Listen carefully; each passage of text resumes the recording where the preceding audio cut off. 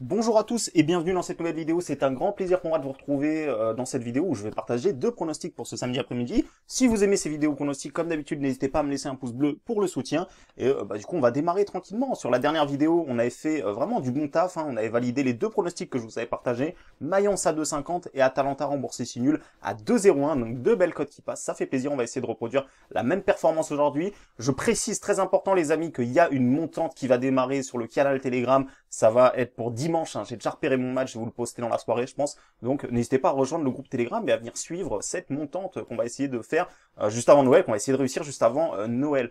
Du coup, on va se concentrer sur les deux pronostics de samedi. Le premier, ça va se passer, on va commencer avec nos habitudes, la Ligue 2. J'ai repéré vraiment un match qui me semble très value, très intéressant. C'est Amiens contre Grenoble. Alors, si on regarde le classement, c'est deux équipes en difficulté, hein, notamment Amiens qui est en difficulté au classement, mais qui est quand même sur une bonne série. Hein, on va le voir ici, ils sont quand même sur plus de 6-7 matchs sans défaite ici. Donc voilà, plutôt intéressant. Par contre, il y a pas mal de matchs nuls et ça fait pas trop les affaires de ce club-là.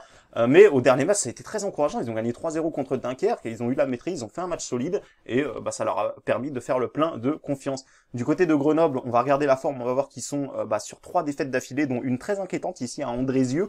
3-0 d'ailleurs, Andrézieux, si je vous dis pas de bêtises, ils avaient déjà sorti l'OM la saison passée, je crois. Et vraiment une belle équipe qui fait des surprises ici. Grenoble qui prend 3-0, qui perd en plus de ça des joueurs importants. Hein. Je rappelle que l'un de leurs meilleurs joueurs, Yorick Ravé, sera encore une fois indisponible pour ce match-là.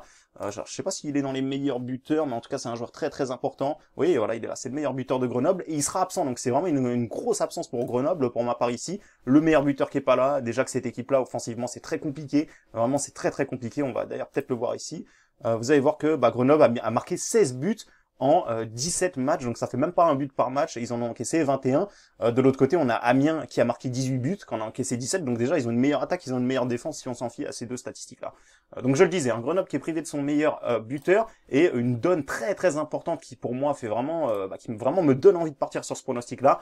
Pour ceux qui suivent la Ligue 2, vous le savez peut-être, Philippe Insberger, qui est l'entraîneur de Amiens, a coaché pendant de nombreuses années le Grenoble Foot. Hein. La saison passée, c'était l'entraîneur de Grenoble Foot. Et il est parti du côté de Amiens. Et là, il va jouer contre ses anciens joueurs, hein, son ancienne équipe. Mais il y a également un autre joueur, Jesse Benet, hein, qui était également du côté de Grenoble, hein, qui est resté 4 longues années là-bas, et qui est parti du côté d'Amiens, qui a rejoint le coach. Donc ça fait un ancien joueur très bon qui était à Grenoble, qui est passé du côté de Amiens, et l'entraîneur également. Donc pour moi, il y aura une grosse motivation pour Amiens. Hein. Je pense qu'ils auront vraiment la dalle sur ce match, vraiment pour le coach. Il aura envie de battre son ancienne équipe, pour le joueur qui évolue à Grenoble aussi, il aura envie de bien faire devant ses anciens coéquipiers.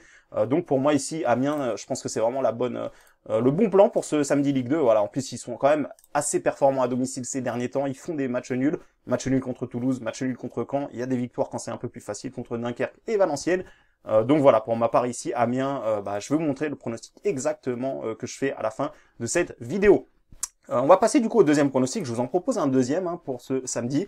Ça va se passer en Espagne, cette équipe de l'Espagnol Barcelone qui nous a vraiment fait pas mal encaisser depuis le début de la saison. On les a souvent mis vainqueurs et ils ont souvent gagné, notamment à domicile où vous allez le voir. C'est une équipe très performante qui a déjà fait tomber des gros comme le Real Madrid, comme la Real Sociedad, on les avait trouvés d'ailleurs ici, et qui arrive un petit peu à faire sa loi contre des équipes un peu plus faibles. Donc vraiment, cette équipe d'Espagnols, je la trouve vraiment pas mal depuis le début de la saison. Je pense qu'ils ont quelque chose à faire dans la deuxième partie du tableau. Là, ils sont 11e et ils reçoivent en plus de ça une équipe de Levante qui est complètement à la rue. Hein. On le voit, ils ont même pas gagné un seul match depuis le début de la saison. Levante, c'est 16 matchs, 8 matchs nuls, 8 défaites.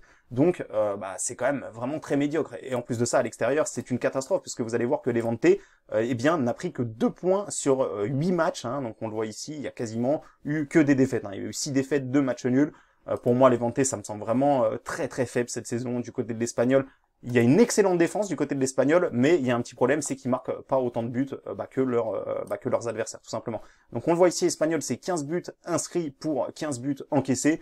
Donc un ratio moyen, c'est une équipe qui va pas gagner, qui va pas faire des matchs spectaculaires, mais qui engrange des points, qui fait le travail plutôt correctement. Donc ici, pour moi, je trouve la cote un petit peu abusée. J'aurais plus vu Espagnol vers les 1,70, 1,60, parce que franchement, Levante, quand on regarde un petit peu les stats, c'est quand même vraiment médiocre. Donc pour moi, ça me semble intéressant d'aller me placer du côté de l'Espagnol, qui sera soutenu par son public, qui est excellent à domicile, et qui a l'occasion de passer dans la première partie de classement. Là, ils font vraiment une bonne saison espagnole, et ce serait bien de continuer juste avant la trêve, tout simplement.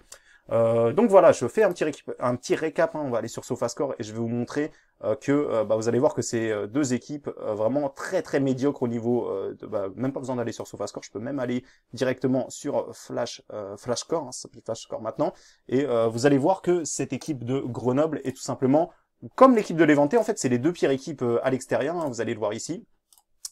Grenoble qui se retrouve dernier du classement avec 5 points en 8 matchs. Il y a eu 5 défaites à l'extérieur, 2 matchs nuls, une petite victoire. Donc c'est vrai qu'ici on pourrait se dire attention quand même Grenoble, forcément ils vont finir par se réveiller. Mais si on fait du Grenoble remboursé, si on fait du Amiens remboursé c'est nul, pardon, ça va nous faire une cote à 1,55. Franchement, moi c'est vraiment pas trop mon délire ces petites cotes. J'en fais de temps en temps quand vraiment il y a des grosses values, mais j'essaie quand même de prendre des cotes supérieures à 2, comme ça nous permet d'avoir tout simplement de pouvoir nous permettre de perdre plus de pronostics, mais d'être rentable grâce à la hauteur des cotes jouées.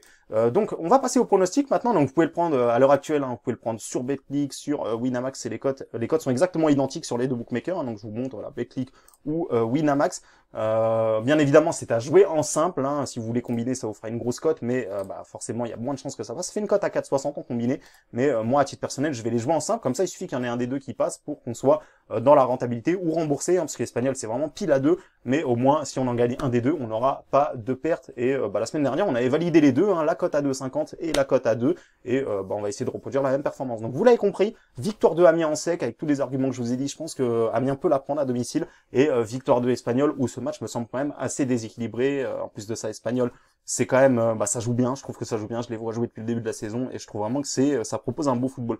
Donc voilà mes deux pronostics pour ce samedi. Encore une fois je vous invite à ne pas dépasser 2% de votre capital par pronostic, hein. Effectivement c'est des cotes comme vous le voyez supérieures à 2, donc c'est pas des safes, hein. Bien évidemment c'est pas des safes, c'est plutôt des values, et donc voilà, je rappelle encore une fois, si vous voulez un pronostic beaucoup plus safe que cela, demain il y a une montante qui démarre, donc enfin dimanche, ce sera pour dimanche le match, hein, il y a une montante qui démarre, vous aurez le lien directement sur mon canal Telegram, donc vous pouvez le rejoindre, hein, vous avez le lien dans la description ou dans les commentaires quand j'y pense, et donc voilà les amis, je vous remercie d'avoir suivi ma vidéo, je vous invite encore une fois à me laisser un pouce bleu si vous aimez les vidéos que je propose sur YouTube, et je vous dis à tout de suite sur le canal Telegram, ou à bientôt pour une prochaine vidéo.